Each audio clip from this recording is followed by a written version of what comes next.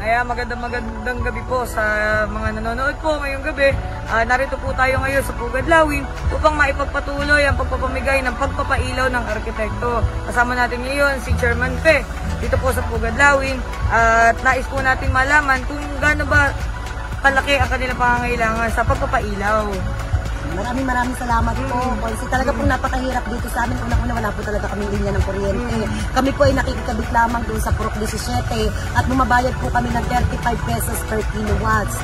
Kaya kung meron pa isang ilaw, isang TV at saka isang electric fan na normal na ginagamit ng mga tao ko dito, ang nagiging bill namin 1,718. Napakalaki talaga. Kaya kung yung ibibigay mo sa amin, napakalaking tulong yan. Kaya natutuwa kami ngayon dahil hindi pa nga nanunungkulan, bibigyan na ng dalawa, yung nanunungkulan nga po 4, ito po 2. Kaya kami nagpapasalamat na kung meron pa sa amin tutulong na hindi na namin kailangan na magbayad ng kuryente, puro solar na lang sana kami gagamitin.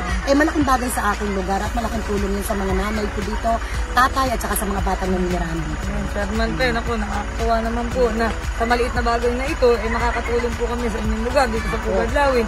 Dahil alam nyo, katulad nga na nabanggit ko kanina, naniniwala tayo na kapag maliwanag ang lansangan, may iwasan yung mga aksidente at saka yung mga krimen. Tama po ba? Opo, tama po. So yun ang ating mga nais na tugunan na problema sa ating bayan. So, salamat po sa inyo. Marami din po at sa makakatulong kami kahit sa maliit na bagay na ito. Sana itong bagay na ito makaiwas po sa mga ating mga suliranin dito sa ating Salamat lugar. po, Konsi. Thank you po talaga. Malaking tulong po ito talaga sa akin. Tsaka sa mga tao sa Pugadlawin. Thank you po. Okay. God bless Salamat. po. God bless. Thank you. Ano yung magiging kahalagahan itong Okay. Ito? solar, mga solar natin, light natin? Okay. Napakahalaga, sobra. Kasi po, ang area namin ay madilim. Compound to Madalas, sasabihin po kasi ng may pumupunta, papasok dito ang barangay, patrol, or police, na dito daw pumasok yung nangagaw ng wallet, mga ganun. Pumasok dito. Tapos, hindi naman namin napansin, madilim nga ang mga ilaw naman sa mga bahay-bahay lang. Kaya, tagal ko na pong gustong magkaroon ng pailaw talaga dito sa bungat. Kaya lang ang tanong, sino magbabayad ng bill? Ang kaya ko lang naman na na-provide yung sa may chapel. Ginamit namin na pailaw. Isa. Dalawa sana yan, kaya lang mas tumaas yung bill. Medyo wala akong mapagkukuhanan na Kaya isa na lang. So, hindi namin malalaman yung inyong pangangailangan kundi dahil sa inyo. So, nagpapasalamat kami sa inyo pong pamalasakit sa inyong lugar. Yun. So, sana po sa pamamagitan ng maliit namin na itulong sa inyo, magkaroon po ng karagdagang pailaw po para sa safety po ng inyong community.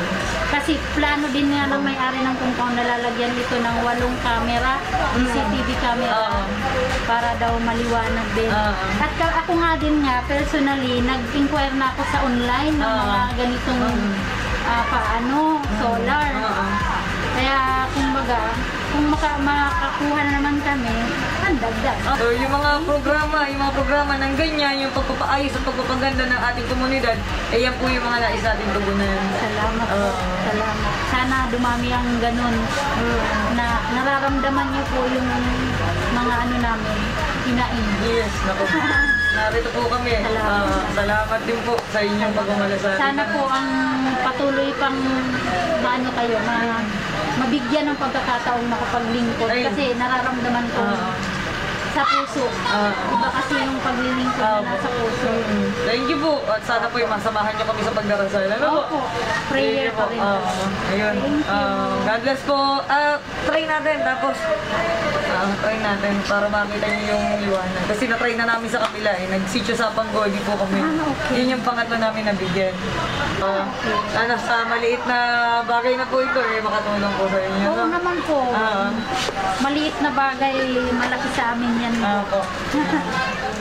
Pagpapailaw ng mga, syempre, yung mga daanan nyo, yung mga right of way, gaano kahalaga, lalong-lalo Ano na... po, syempre, yung, ayun nga, yung bagit ko kanina po, yung, syempre, may pumapasok kasi na hindi namin, minsan hindi namin kilala.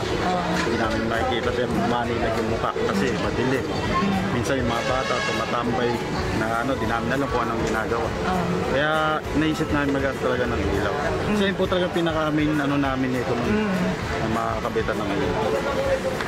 Kasi kapag maliwanag, kahit na walang tanod na naka-duty dito, yung buong magkakapit-bahay naman, naka-monitor na. Maraming salamat po sa binigay yung dagdag na ilaw sa amin. Kasi, ayun nga po, malaking tulong to para dagdag protection din sa mga bataan na malaman tayo kung ano yung ginagawa nila sa gabi na kung hindi maganda, makita at mapigilan. Maraming salamat po. Salamat din sa inyo, sa youth org ng Balagot 1. Dahil nakita talaga natin kung gaano talaga kahalaga sa kanila yung pagpapailaw. Kasi 4 na miyembro sa kanilang youth org ay nag-message sa ating page para talagang makita natin at madala tayo dito sa kanila para makita yung kalalagayan ng kanilang lugar. So talagang madilim. So sana itong maliit na bagay maging malaking tulong sa inyong lugar, Regional Sherman. So, in behalf ng grupo ng Team Architect Leng Joey Calderon at sa Giptaytay, sana malaking bagay po yung naihatid namin sa inyong lugar dito. Gaano po ba magiging kahalagahan ng mga solar panel kung kayo po yung dahil po kayo yung mapagbibig po?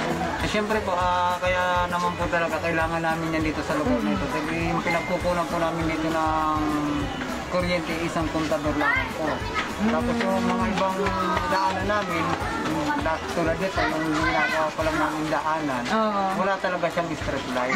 So, yung gusto ko na lang din samantalahin yung pagkakataon na magpasalamat. Siyempre sa inyong napakasipag na youth dito sa inyong lugar, si Roy. Kung hindi dahil sa kanya, hindi ko namin malalaman kung ano yung pangangailangan nyo dito sa sitio sa Pangasinan. Kaya, ako, natuwa kami, Roy, na magkakatuwang tayo dito sa pagpapakain sa inyong lugar. Ako nga po pala si Roy Joshua Baita. Ako po ang president ng youth organization dito sa Sapanggudi, ang United Community of Sitio Sapanggudi Youth. At nakita ko po kasi isang issue sa aming lugar ay ang pailaw. Bukod po sa mahal ang kuryente na aming binabayaran, maganda rin po na ang ilaw na ibigay sa amin ay renewable energy para mas bawas po sa carbon footprint na pinoproduce ng ating community. Lalo na po malapit tayo sa Greater Manila, kailangan po natin ng less pollution. Kaya natutuwa po talaga ako na nabigyan niyo rin kami ng pagkakataon na makatulong sa inyong lugar. Nabanggit mo na rin yung sustainable energy. Yan po talaga yung nais natin at layunin po natin. At para sa safety na din naman. Oo, correct. Siyempre, nakapagbigay ka na ng pailaw, nakatulong ka pa sa ating environment. Tama? Okay. So, yun lang. Ito, pwede na natin pong iabot po sa inyo yung 5 solar panel. Yan. Oo, simple lang pong solar light yan. Sana po makatulong sa maliit na bagay. Sana makatulong po sa inyong lugar. Malaking tulong talaga. Malaking tulong na po ito. Isang malaking hakbang na to para mapailawan ni Sapang. Ayun, salamat naman. Nakakatawa marinig na talagang tayo natutuwa na dito sa maliit na bagay. So, yun lang. Maraming salamat po at magkita-kita po